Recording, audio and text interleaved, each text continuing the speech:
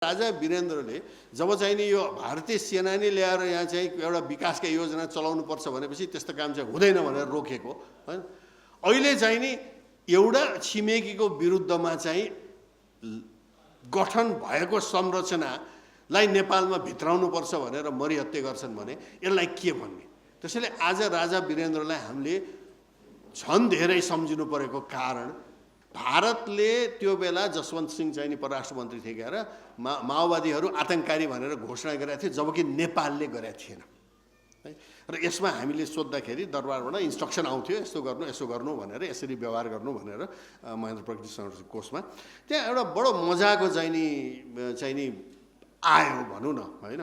कस्तो भनेदेखि माओवादी अब भारतले त आतंककारी भनिसकेको थियो है, हामीले भनेको थिएन नेपालले है। र राजालाई चाहिँ नि आफ्नै जनता विरुद्ध सेना प्रयोग गर्न बडो इच्छा थिएन, त्यो त प्रश्न पनि थियो हैन, गरे पनि होइन, आर्मी प्रयोग गरे होइन है।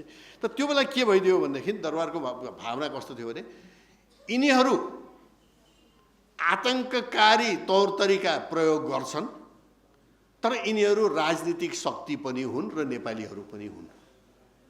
त्यसैले यिनलाई आतंककारी गतिविधिबाट छुट्याएर हैन नेपाली भएर नेपाललाई हेरेर नेपालको हितमा काम गराउन चाहिँ प्रोत्साहित गर्नुपर्छ भन्ने खालको हामीलाई त्यसबेला इन्स्ट्रक्सन आउँथ्यो। अब यी भए त शान्तिप्रेमी राजाको चाहिँ नि चाहना जुन एक किसिमले अगाडि बढेन र देशले त्यत्रो द्वन्द्व खपेर त्यत्रो नोक्सानी भोगेर अहिले पनि तन्द्रिन सकेको छैन। किनभने इतिहासलाई चाहिँ नि हामीहरूले कता कता बिर्सिएर इतिहासलाई को चाहिँ मूल्याङ्कन चाहिँ नि कस्तो हुन्छ भन्ने कठोर मूल्याङ्कन नगरेर चाहिँ नि कता कता यो विकृत वामवादी भाष्यमा ज्यादै फस्या हुनाले मेरो विचार चाहिँ त्यसैले यो सब भएको। अब अलिकति जलस्रोतको कुरा गरौँ। त्यो जलस्रोतको कुरा गर्दाखेरि राजा वीरेन्द्रबाट नै यो विकास क्षेत्रको अवधारणा भनेर आइसकेको थियो, जुन द्वारिकाजीले भन्नुभयो होइन। अब अहिले जतिसुकै सङ्घीयता र यो र ऊ भने पनि होइन त्यो जतिको राम्रो अवधारणा त कुनै पनि थिएन हैन। किनभने चाहिएको त के हो भने विकासै चाहिँ नि यो विकट गाउँहरूमा पुगुन् भन्ने नै चाहना हो। त्यसैले चाहिँ नि त्यहाँ विकेन्द्रीकरण गरेर पुर्याउन खोजिएको हो र त्यसको चाहिँ धेरै ठुलो सान्दर्भिकता थियो। त्यसमा विकासको विकेन्द्रीकरण, त्यस्तै यो सामुदायिकीकरण हैन, यो वन होस्, खानेपानी होस्, शिक्षा हो, स्वास्थ्य या अहिले बिजुली होइन, यी अवधारणाहरूबाट हामीहरूले विकास चाहिँ नि सबभन्दा विपन्न वर्गसम्म टाढा टाढा दूरदराजमा पुर्याउनुपर्छ भन्ने ती अवधारणाहरू आइसकेको थियो। त्यसमा मुख्य कुरा जलस्रोतमा चाहिँ नि राजा वीरेन्द्रको योगदान हेर्ने हो भने सबभन्दा एउटा घतलाग्दो कुरो के छ भनेदेखि अब गाली गर्छन् अब अहिले यो विकृत वामवादी चाहिँ नि भाष्यबाट चाहिँ नि अब त्यो के अरे सामन्तवादी यो ऊ भन्छन्, तर हेर्नुभयो भने इतिहासमा होइन जलस्रोतमा राजाहरूबाट राष्ट्रघात कहिले पनि भएको छैन। चाहे कोशी गण्डक जे जति कमजोरीहरू भएको छन् त्यो बरु जनताको शासन हुँदाखेरि नै चाहिँ अलि चाहिनेभन्दा बढी लम्पसारवादीहरूबाट भएको छ, तर राजाहरूबाट भएको छैन। र कोशी गण्डकको पनि चाहिँ कमजोरीहरू राजा महेन्द्रले चाहिँ नि 66 सुधारिएको त्यसमा सुधार भएको छ है। त यहाँ यो कर्णाली र पञ्चेश्वरको म पनि त्यो बेला भर्खर जाहिर खान थालेको थिएँ 70 को दशकको अन्ततिर, र त्यो बेला मलाई थाहा छ कर्णाली पञ्चेश्वर राजा अघि द्वारकाजीले भने जस्तै राजा वीरेन्द्रले यो कोलम्बो प्लान अन्तर्गत र सार्कको पहिलो मिटिङमा यो बृहत गङ्गा जलाधार गङ्गा बेसिनको चाहिँ विकास गर्नुपर्छ भनेर क्षेत्रीय रूपमा भनेर प्रपोज गरेकै हो। त्यस अन्तर्गत चाहिँ नि कोशी कर्णाली चिसापानी जस्ता योजनाहरू पछि गएर पञ्चेश्वर पनि चाहिँ आयो। अब त्यहाँ धेरै कुरा छन्। विकासको हिसाबले राजा विकास चाहने है, तर समस्या के पर्यो भने हाम्रा दक्षिणी मित्र राष्ट्रको चाहिँ नि जहिले पनि विकासको चस्माले नहेर्ने, विकासलाई सुरक्षाको दृष्टिकोणले मात्रै हेर्ने। र कतिसम्म भने यो कर्णाली प्रोजेक्ट यत्रो ठुलो बनायो भने अब हाम्रो चाहिँ त्यो त्यत्रो एकै ठाउँमा चाहिँ हामी निर्भर हुन्छौँ, त्यसैले भारतको सेना नै बस्नुपर्छ भन्ने जस्ता समेत उताबाट चाहिँ नि अब प्रपोजल भनौँ जे भनौँ त्यस्ता आउन थाले। त्यसपछि राजाले यो चाहिँ हुँदैन त्यसो भने यसलाई अहिले चाहिँ थाँती राखौँ, यो कुरो चाहिँ म टुङ्गो लाउँ, किन हाम्रो क्षेत्रमा हाम्रो देशमा विदेशी सेना बस्दैन भन्ने राजाको प्रष्ट अवधारणा थियो। त्यसले गर्दाखेरि कता कता त्यो अगाडि बढेन र भारतले आजसम्म पनि कर्णालीको त्यत्रो हामीले रिपोर्ट 18 भोल्युम रिपोर्ट बनाएर पठाएको आजसम्म जवाफ दिएको छैन। झन्डै 30 वर्ष भइसक्यो। त्यस्तै पञ्चेश्वरको कुरामा पनि त्यस्तै कुराहरू आएका थिए त्यो बेला है। मुख्य समस्या चाहिँ नि नेपालले र राजाले विकासको अवधारणा चस्माबाट हेर्ने, भारतले सुरक्षाको दृष्टिकोणबाट हेर्ने गर्दाखेरि त्यो र्याङठ्याङ आज पनि मिलेको छैन, आजसम्म पनि है। यही बेला राजाबाट पनि त्यही बेला राजा वीरेन्द्रको चाहिँ देनमध्ये भन्नुपर्छ, यो साना जलविद्युत सुरु भएको त्यही बेला हो। गजुरीमा पहिलोचोटि सानो जलविद्युत भन्ने कन्सेप्ट आएर त्यहाँ साना जलविद्युत छरिएर गयो। त्यसपछि कृषि विकास ब्याङ्क मार्फत धेरै काम भयो, विद्युत विभागबाट पनि काम भयो। तर यो चाहिँ गाउँ गाउँमा बिजुली चाहिँ नि आफै बनाउन सक्ने, फैलिने भन्ने यो काम चाहिँ नि यो धेरै हदसम्म त्यही बेला सुरु भएको हो है। त्यसमा अहिले कता कता कुरा बढाइलिएको छ, त्यो अर्कै छ। अब म यसलाई कहाँनिर ल्याएर जोड्न चाहन्छु र मेरो आफ्नो यहाँ भन्ने कुरा यहीँ अन्त गर्छु। यो चाहिँ अहिले हेर्नुहोस् त, अब विकास भनेपछि नेपालको लागि र नेपालको दूरदराजमा विकट ठाउँहरूमा भएको ठाउँमा विकास हुनुपर्छ, बिजुली होस्, शिक्षा होस्, जेसुकै होस् भनेर राजा वीरेन्द्र र चाहिँ नि त्यो संरचनाले कोसिस गर्ने है। अब अहिले आएर चाहिँ नि कस्तो देखिएको छ भने यो एमसिसी होइन, जसले त्यो नेपालको विकासको लागि हुँदै होइन, त्यसमा एकदम प्रष्ट हौँ हामी, धेरै लामो कुरो गर्नै पर्दैन। अहिले त्यो एमसिसीको चाहिँ 50 करोड डलर, अब त्यसमा नबिर्सौँ हामीले 13 करोड आफ्नो हाल्नु परेको छ र हालि पनि सक्यो र त्यो अरबौँको त्यो खर्च पनि भइसक्यो 5 तारे होटलमा अफिस खोलेर, जबकि त्यो पास गर्नुपर्ने कुरो पासै भएको छैन। यो अनियमितता कसले हेर्ने, यो बेथिति कसले हेर्ने, त्यो आफ्नै कथा होला है। तर यो पैसा अमेरिकाले अहिले खुरुक्क विद्युत प्राधिकरण मार्फत, जुन हाम्रो एकल एउटा निकाय हो जसले अहिलेसम्म 400 किलोभोल्टको ट्रान्समिसन लाइन बनाएको उसले मात्रै छ, र उसले जाबो 4 करोड प्रति किलोमिटरमा ढल्केबार मुजफ्फरपुरवाला लाइन बनाएको हो 4 करोडमा, जबकि एमसिसीले 18 करोडमा बनाउँदैछ। त्यो पनि 5 तारे होटलमा होइन, 5 तारे कन्सल्ट्यान्ट, 5 तारे त्यो कर्मचारी राखेर। भनेपछि यो नेपाली उपभोक्तालाई चुस्नलाई गरे हो कि विकास गर्नलाई गरे हो भन्ने प्रश्न त अगाडि छँदैछ। गद्दी आरोहण गरिबक्सिँदा र राजाको चाहिँ राज्याभिषेक 75 मा भयो, 72 मा चाहिँ गद्दी आरोहण, 73 मा भारतले सिक्किम गाभ्न थाल्यो। सिक्किम गाभ्ने पहिलो काम अप्रिल 1973 मा सुरु भयो है। र यो चाहिँ नि पुरा सिक्किमको चोगाललाई चाहिँ नि पाखा लगाएर होइन, सिक्किमकै संसदले हामी भारतमा गाभिन्छौँ भनेर पास गराए त्यहाँ, यो अप्रिल 1975 मा। तर त्यो सिक्किम गाभिनु ठिक्क 3-4 महिना अगाडि राज्याभिषेक राजा वीरेन्द्रको भएको थियो र त्यो राज्याभिषेकमा 24 फेब्रुअरी 1975 मा सबै विदेशी पाहुनाहरूको सामु वीरेन्द्र महाराजले शान्ति क्षेत्रको प्रस्ताव राखिबक्स्यो। किन राखिबक्स्यो भने त अब त्यही सिक्किम कसरी भारतले त्यो बेला गाभ्न थालेको भन्ने र सानो मुलुकको चाहिँ नि यो आइडेन्टिटी नै सखाप हुने हिसाबले काम भएको देख्दाखेरि यो प्रस्ताव राखिबक्स्यो। भारतलाई यो अघि द्वारकाजीले पनि भन्नुभयो चित्त बुझाएको थिएन, तर 114 वटा राष्ट्रहरूले त्यसलाई समर्थन गरे। यो जतिको ठुलो नेपालको कूटनीतिक सफलता चाहिँ त सायद इतिहासमा हेऱ्यो भने पृथ्वीनारायण शाह, जङ्गबहादुर है, चन्द्रशमशेर, चन्द्रशमशेरको 1924 को ट्रिटी होइन, 23 को ट्रिटी होइन, त्यस्ता कूटनीतिक सफलता मध्ये यसलाई पनि गनिन्छ।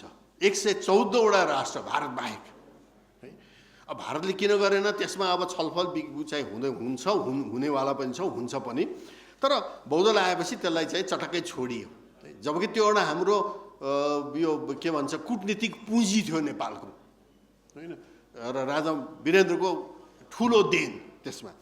अब यसले के गर्यो भनेदेखि अब फर्केर हेरौँ त, बौद्धल आएपछि 27 सालपछि त्यसलाई चटक्कै छोडिदिए। त त्यो छोडेपछि चाहिँ त्यो छोडेको करिब चाहिँ नि 4-5 वर्षमा त यो तथाकथित चाहिँ नि यो जनयुद्ध सुरु भयो बहुदलीय व्यवस्थाको विरुद्धमा। त्यो पनि कहाँ भनेदेखि चाहिँ नि आतङ्ककारीहरूलाई चाहिँ नोएडामा पालेर भारतको चाहिँ तालिम दिने चक्राटा भन्ने क्याम्पमा चाहिँ नि तालिम दिएर भयो। भन्नुको मतलब चाहिँ नि नेपाललाई शान्ति क्षेत्र नमान्नेले नेपालमा आतङ्ककारीहरूको प्रयोग गर्न थाल्यो। अब यो इतिहासले कसरी यसलाई कठोर रूपले हेर्छ यो अगाडिका दिनहरूमा चाहिँ नि यो यसका विश्लेषणहरू जरुरै हुनेवाला छन्। पक्कै पनि है। किनभने अहिले पनि हामी चाहिँ त्यसैमा कराइरहेका छौँ, हामी त शान्ति क्षेत्र हुनुपर्छ। नेपाल एउटा शान्ति क्षेत्र हो। दुईवटा ठुला भीमकाय मित्र राष्ट्रहरू बिचमा हामी दुई ढुङ्गा बिचको तरुल होइन। हामीहरूलाई शान्ति चाहिएको छ, विकास चाहिएको छ है। अहिले पनि चाहिँ नि कुनै कुनै ग्रुपहरूको हिजो भर्खर अर्को एउटा के अरे ट्रक श्रक जलायो भन्ने सुनिन्छ होइन। अब यस्ता कामहरूबाट चाहिँ नेपाल मुक्त होस् भनेर राजा वीरेन्द्रको जुन चाहना थियो होइन, शान्ति क्षेत्रको प्रस्ताव, त्यसलाई हामीले फर्केर एकचोटि चाहिँ नि नमन पनि गर्नुपर्छ र त्यसका मुख्य अवधारणाहरू हामीले चाहिँ नि टिप्नु नै पर्छ जस्तो मलाई लाग्दछ। त्यसलाई अगाडि नराख्नु, त्यसको पुँजीलाई चाहिँ नि हामीले क्याप्चर गर्न नसक्नु, यो सबभन्दा ठुलो एउटा भुल हो। अब त्यस्तै चाहिँ नि विकासको कुरो गर्ने हो भने अनि त्यही बेला चाहिँ नि अब जब यो आतङ्ककारी गतिविधिहरू सुरु भयो बहुदलीय व्यवस्था विरुद्धमा होइन, हास्य एउटा गलत गइदिएपछि एउटा फ्रान्सेली विद्वानले अनाटोली फ्रान्स भन्नेले भनेका थिए क्या, 5 करोड मान्छेले होइन कुनै बेकुफ कुरा गर्यो भने त्यो कुरा त बेकुफै हुन्छ होइन। 5 करोडले भन्दैमा त्यो ठिक त हुँदैन। तर 5 करोडले चाहिँ नि बेठिक कुरो गर्दै भनेदेखि चाहिँ त्यो राजनीतिक शक्ति चाहिँ हुँदो रहेछ। विकृत राजनीतिक शक्ति, तर राजनीतिक शक्ति चाहिँ हुँदो रहेछ क्या। हामी कहाँ एउटा के अहिले आइरहेको छ र यसमा चाहिँ नि ठन्डा दिमागले हामीहरू सबैले सोच्नुपर्ने छ भने मैले भन्ने गरेको छु, एक किसिमले हामी कहाँ विगत झन्डै 20-30 वर्ष जति भइसक्यो एक किसिमको विकृत वामवादी न्यारेटिभ भाष्यले सामाजिक यो अन्तर्क्रिया लाई गाँजेको छ होइन। विचारै नगरिकन एउटा चाहिँ नि विकृत वामवादी एउटा शब्द, एउटा भाष्य, एउटा भनौँ न प्रतिक्रियावादी यो ऊ भनेर अनि त्यसपछि विचारै गर्न नपर्ने, त्यो भाष्यले हाम्रो राजनीतिलाई पनि चाहिँ नि विकृत बनाएको छ है। र हाम्रो चाहिँ नि अहिले विकास पनि त्यसले चाहिँ नि असर पारेको छ। ठिक विकासमा हामी हिँड्न सकेका छैनौँ है। त्यसैले कता कता चाहिँ नि अब यो तपाईँहरूले चाहिँ एउटा यो भाष्य पुनर्भाष्य गर्नुपर्ने चाहिँ आएको छ बाध्यता।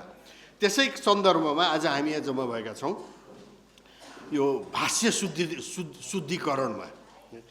अब यस विषयमा इतिहास भन्ने कुरो कठोर हुन्छ। भनिन्छ कि इतिहास भने चाहिँ यमराज, स्वयं यमराजै हुन्, कठोर छन् तर अन्याय चाहिँ गर्दैनन् रे, न्याय नै गर्छन् है। त्यसैले यो भाष्य शुद्धिकरण पनि एक किसिमले अब हामी यत्रा वर्ष पछाडि फर्केर हेर्दाखेरि देशबारे, देशको इतिहासबारे, देशका चाहिँ महापुरुषहरूबारे होइन जुन विकृत वामवादी भाष्यले गाँजेको छ त्यसलाई शुद्धिकरण गर्नुपर्ने बेला आएको छ। अब राजा हुँदैमा चाहिँ एकचोटि चाहिँ त्यो के अरे एकदम चाहिँ नि सामन्ती र यो भन्ने, त्यसो भने त बेलायत पनि सामन्ती, जापान पनि सामन्ती, स्विडेन पनि सामन्ती, सबभन्दा अहिले विकसित मुलुक सोच्छन् ती सबै सामन्ती होइन। त्यो मिल्दैन त्यस्तो भाष्य। तर त्यो भाष्यले हाम्रो सार्वजनिक जीवनलाई नराम्रोसँग गाँजेको छ। राजा वीरेन्द्रलाई सम्झिँदाखेरि म दुईवटा कुरामा चाहिँ नि म ध्यान दिन चाहन्छु। मैले बोल्ने दुईवटा कुरामा, एउटा उनले राष्ट्रहितलाई कसरी अगाडि राखेर आफ्नो सम्पूर्ण शासनभरि होइन चाहिँ उनी अगाडि बढे र अनि अर्को चाहिँ नि मैले यो जलस्रोत विकासमै उनको चाहिँ बारे मैले 2-4 कुरा जानेको म भन्ने छु। अब मैले त्यति नजिकसँग राजा वीरेन्द्रसँग न काम गरेको हो न के गरे हो, तर दुईवटा कुरा चाहिँ मैले चाहिँ भन्नुपर्छ। सन् 1975-76मा म रुसमा पढ्थेँ। म त्यहाँ नेपाली छात्र सङ्घ सोभियत सङ्घ भन्थेँ, त्यसको म अध्यक्ष थिएँ। त्यही बखत श्रीमान वीरेन्द्रको चाहिँ रुसमा औपचारिक भ्रमण भएको थियो। यो छात्र सङ्घ फेरि चाहिँ नि यो एस्टोनियाको टालिनदेखि चाहिँ नि कजाकस्तानको आल्माटीसम्म छरिएका नेपालीहरू 19वटा चाहिँ ठुला सोभियत सङ्घका सहरहरूका यो सङ्गठन थियो यो है। त्यसको म अध्यक्ष थिएँ र अध्यक्षको नाताले महाराजसँग हामीले त्यहाँ भएका विद्यार्थीहरूको गुनासाहरू, त्यहाँ अब परदेश बसिया छ टाढा, अहिले जस्तो त्यति सजिलो हवाईजहाजमा आउन जान सकिँदैन थियो। एकचोटि गएपछि 7 वर्ष त्यहाँ बस्या भइन्थ्यो हामीहरू है। बिरलै चाहिँ नि बिचमा एकचोटिसम्म कोही आउन सक्थे, तर असाध्यै गाह्रो थियो। त्यस्तो अवस्थामा चाहिँ हाम्रा भएका गुनासाहरू, हाम्रा समस्याहरू राजदूतावासले हामीलाई कसरी केमा चाहिँ सहयोग गर्न सक्छ इत्यादि कुरा मैले साधारण सभा नै बोलाएर र राजासम्म चाहिँ के राख्ने भनेर मैले पासै गराएर अनि त्यो मैले महाराजा सरकार अगाडि पेश गर्नु परेको म झल्झली अहिले पनि सम्झन्छु। र त्यसमा राजदूतावासबाट कता कता हुन्छ नि, अब अघि द्वारिकाजीले भने जस्तै सिंहदरबारको अर्कै भूमिका हुन्छ भने जस्तै त्यहाँ कता कता अलिकति अलि छिड्के हान्ने चाहिँ नि, या उ गर्ने या ब्रेक हान्ने चाहिँ नि प्रयास थियो। तर राजाबाट सिधै हामीले भनेको कुरामा हरेकमा हातै यसो गरिकन हुन्छ, यसो भइदियो है। अनि त्यसले गर्दाखेरि कता कता अब विद्यार्थी त विद्यार्थी नै हुने, अब राजाले यति भने हुन्थ्यो भने यो पनि भने भए हुन्थ्यो नि भन्ने चाहिँ नि फेरि हाम्रो चलन छ क्या त, होइन। तर राजाबाट एकदम सौहार्दपूर्ण हिसाबले चाहिँ छात्रहरूको चाहिँ समस्या त्यसरी हल गरिबक्सेको म सम्झन्छु। दोस्रो चाहिँ नि महेन्द्र प्रकृति संरक्षण कोषमा म ट्रस्टी थिएँ 1990s को दशकमा। महाराधिराज संरक्षक हुनुहुन्थ्यो, अधिराज कुमार ज्ञानेन्द्र त्यसको चेयर, होइन। अनि त्यहाँ चाहिँ नि मैले भन्नुपर्छ, अब कतिपय कुरा त त्यहाँ गर्ने भनेपछि राजालाई जाहेर गरेर राजाबाट ओके भनेर अनि काम हुन्थ्यो त्यहाँ है। त त्यहाँ सबभन्दा मलाई अनौठो लागेको के भने अहिलेसम्म प्रकृति संरक्षणमा जुन नेपालले विश्वव्यापी ख्याति प्राप्त गरेका छ है, ती कामहरू king Mahendra trust for nature conservation Shri 5 Mahendra प्रकृति संरक्षण कोषबाट भएका छन् होइन। जुन कुरा अहिले अफ्रिकामा चाहिँ लागू गर्न खोजिरहेछन्, ल्याटिन अमेरिकामा लागू गर्न खोजिरहेछन्, 2-3वटा उदाहरण अहिले Annapurna area conservation trust conservation program ACAP. अब त्यहाँ नौलो कुरो के थियो भनेदेखि यो टुरिज्मबाट चाहिँ नि स्थानीयले कसरी फाइदा पाउने भन्ने त्यो कन्सेप्ट चाहिँ नि अगाडि ल्याइएको हो एक्यापमा। र त्यसले चाहिँ धेरै चाहिँ स्थानीय अन्नपूर्ण एरियामा चाहिँ र पछि कञ्चनजङ्घा र अरू ठाउँमा पनि फाइदा चाहिँ भएको थियो र चितवनमा पनि है। त्यस्तै सबभन्दा घटलाग्दो चाहिँ नि यो बफर जोन भन्ने कन्सेप्ट होइन, यो राजाकै स्वीकृतिबाट नै पछि भाग अब गर्ने त थुप्रो मान्छेहरू थिए, विज्ञहरू थिए, अनेक थिए, तर माथिबाट चाहिँ नि यसै हात नथापिदिएपछि त्यो काम अगाडि बढ्दैन भने त यहाँहरू सबैलाई थाहा छ है। त्यो बफर जोन कन्सेप्ट भनेको अब चितवनमै जानुहुन्छ भने त्यहाँ कस्तो देखियो भनेदेखि अब हामी त धेरै घना बस्ती भएको ठाउँ हो होइन, खेतीयोग्य जमिन कम छ है। त्यसैले जङ्गलमा चाहिँ गाउँको चाप जहिले पनि रहिरहेको हुन्छ।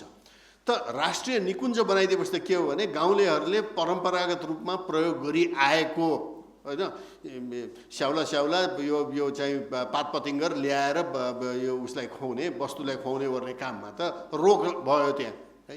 त्यसैले यो बफर जोन कन्सेप्ट भनेको सामुदायिक वनले राष्ट्रिय निकुञ्जलाई घेर्ने बफर है। त्यसले गर्दाखेरि दुईटा फाइदा भयो। एउटा त के भइदियो भनेदेखि चाहिँ नि गाउँलेले वन प्रयोग गर्न पाए है, किनभने सामुदायिक वन जुन वरिपरि घेरेको छ निकुञ्जको त्यसबाट चाहिँ दाउरा साउरा घाँसपात ल्याउन सक्ने भए र रुल अनुसार नियम अनुसार त्यो आफ्नो ठाउँमा छ। दोस्रो फाइदा चाहिँ के भइदियो भनेदेखि जनावरलाई त ऐन यो हो कि त्यो ऐन भन्ने मतलब हुँदैन, उसलाई त वासस्थान पनि वृद्धि भयो होइन। यो संसारकै एउटा नमुना विकासको होइन, पिपल पार्क कन्फ्लिक्टलाई कम गर्ने नमुना भनेर अहिले अफ्रिकामा, केन्यामा, टेन्जानियामा इत्यादि ठाउँमा चाहिँ नि ती अवधारणाहरू लागू भएको छन्। यो राजा वीरेन्द्रकै शासनकालमा नेपालमा उत्पत्ति भएको राम्रो सुविकासका नमुनाहरू त्यसरी किङ महेन्द्र ट्रस्टबाट भएको थियो त्यो बेला है।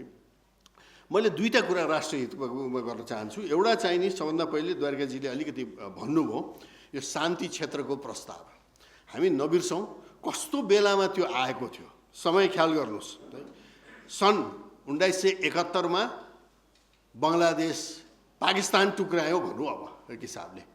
म सम्झन्छु मेरो बुवाको किताबमा पनि छ यो कुरा, उहाँले पनि सम्झनुहुन्छ। उहाँ राजा महेन्द्रको अन्तिम गृह तथा कानुन मन्त्री, मन्त्रीहरू बसेर राजा अगाडि बसिन्थे। यस्तै के उसमा कुरा गर्दा बङ्गलादेश भर्खर लिबरेट भएको भनेर मन्त्रीहरूले गफ गर्दाखेरि महाराज महेन्द्रले यसो पछाडि फर्केर व्यङ्ग हानेर के भनिबक्स्यो भने अब हामीलाई चाहिँ कहिले लिबरेट गर्ने हो भनेर सोधिबक्स्यो। त्यसपछि सब मन्त्रीहरू त्यो लिबरेट भन्ने शब्द चाहिँ नि प्रयोग गरेनन्। त्यहाँ पाकिस्तानीहरूको आफ्नै कमजोरी थियो होला, बङ्गलादेश स्वतन्त्र हुनुपर्ने भाषा इत्यादिमा फरक भएको ठाउँ इत्यादि त्यो आफ्नो ठाउँमा छ, तर देश त टुक्राइएको हो नि होइन।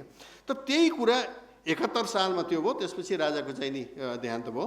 अनि प्राधिकरण मार्फत यो काम युएसएआइडी मार्फत गरे भए सायद हामी जस्ता मान्छेले धेरै बोल्ने ठाउँ थिएन। किन युएसएआइडी मार्फत होइन 60 को दशकमा चीनले बनाएको सुनकोशी, भारतले बनाएको त्रिशुली र रुसले बनाइदिएको पनौतीको बिजुली काठमाडौँमा खपत हुन अमेरिकाले ट्रान्समिसन लाइन बनाएको छ। रिङमेन अहिले पनि देख्न सक्नुहुन्छ, लैनचौरको सबस्टेसन, त्यहाँ तल चाहिँ नि हाम्रो लगनखेलको पाटनको सबस्टेसन, यी सबै अमेरिकाले बनाइदियो हो युएसएआइडी मार्फत होइन। त्यसै गरी काम गरे भए त यहाँ अहिले एमसिसीको यो लठा बजेर त कुरै उठ्दैन थियो होइन, सिधै काम हुँदै जान्थ्यो। त्यहाँ प्रश्न उठ्थ्यो होला यो किन त्यो नाइ भन्ने हुन्थ्यो है। तर जब अमेरिकाले एउटा नयाँ संरचना एमसिसी भन्ने बनायो, जुन इन्डो पेसिफिक स्ट्राटेजीको चाहिँ डकुमेन्ट अमेरिकन रक्षा मन्त्रालयको पढ्नुभयो भने प्रष्ट शब्दमा लेखाएको छ एमसिसी भनेको हाम्रो सफ्ट आर्म हो होइन इन्डो पेसिफिक स्ट्राटेजीको। र इन्डो पेसिफिक स्ट्राटेजी भने के भन्दाखेरि रुस, चीन र इरानको विरुद्धको एउटा स्ट्राटेजी हो, प्रष्टै लेखाएको छ। अब हाम्रो उत्तरी छिमेकीसितको विरुद्धमा चाहिँ यसरी हामीले चाहिँ कुनै कुरामा चाहिँ यसरी भाग लिनुहुन्छ त भने प्रश्न आयो। अब यसमा अहिले फर्केर हेर्दाखेरि राजा वीरेन्द्रले जब चाहिँ नि यो भारतीय सेनानी ल्याएर यहाँ चाहिँ एउटा विकासका योजना चलाउनु पर्छ भनेपछि त्यस्तो काम चाहिँ हुँदैन भनेर रोकेको होइन। अहिले चाहिँ नि एउटा छिमेकीको विरुद्धमा चाहिँ गठन भएको संरचनालाई नेपालमा भित्राउनुपर्छ भनेर मरिहत्ते गर्छन् भने यसलाई के भन्ने। त्यसैले आज राजा वीरेन्द्रलाई हामीले झन् धेरै सम्झिनु परेको कारण यो पनि हो। यति भन्दै म यहाँहरूलाई बोलाउनु भयो, आफ्नो भनाइ राखिदिनु भयो, धन्यवाद।